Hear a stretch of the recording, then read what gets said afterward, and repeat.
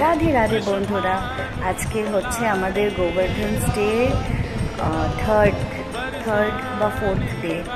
আর মাত্র একটা দিন আছে, কালকের দিনটা, পরশু দিন চলে যাব। মন এখন থেকেই প্রচণ্ড খারাপ হয়ে যাচ্ছে। আজকে এতই মন খারাপ লাগছে যে সকাল থেকে আর কোথাও বেরোয়নি। সকালবেলা ঘুম থেকে উঠে যা করার করেছি, কোথাও না বেরিয়ে আজকের এসে সোজা আমাদের মন্দিরে এখানে এসে বসে রয়েছে। আর আজকে রাইকে সাজিয়ে গুছিয়ে নিয়ে এসে এখানে মন্দিরে ওকে বসিয়েছি। আমাদের যিনি এখানকার ঠাকুরমশাই, উনি এখানে বসিয়ে দিয়েছেন। আর একটা জিনিস দেখো, কোইন্সিডেন্সটা দেখো, রায়ের ড্রেস আর আমাদের এখানে ঠাকুরের শৃঙ্গার পুরো একদম এক মিলে গেছে।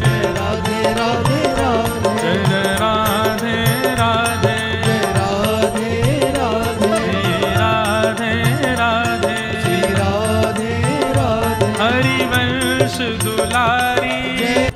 মিষ্টিও মোটামুটি কলেজে বেশ মোটামুটি আছে, 3 দিন হয়ে গেছে ওরও ওখানে। তো মেজাজ টেজাজ তো সব ঠিকই আছে। আমি তো ভাবছিলাম হয়তো খুব মন খারাপ করবে, বাট না, ফ্রেন্ডসদের সাথে খুব এনজয় করছে, মজাতেই আছে।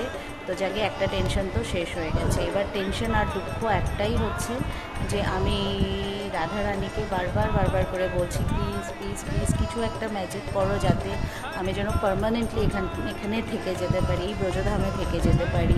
এই বারবার যাওয়া আসার ভালো লাগছে না। তো জানি না সেই সৌভাগ্য হবে কি না, বা আমার হয়তো এখনও সেই টাইম আসেনি, বা পুণ্য এখনও হয়নি। পুণ্য তো কিছুই করিনি জীবনে, খালি মানে কি বলবো, রাধারানীকে, শ্যামসুন্দরকে শুধুই মাত্র ডাকছি যে প্লিজ প্লিজ প্লিজ আমাকে ব্রজধাম বাস দিয়ে দাও।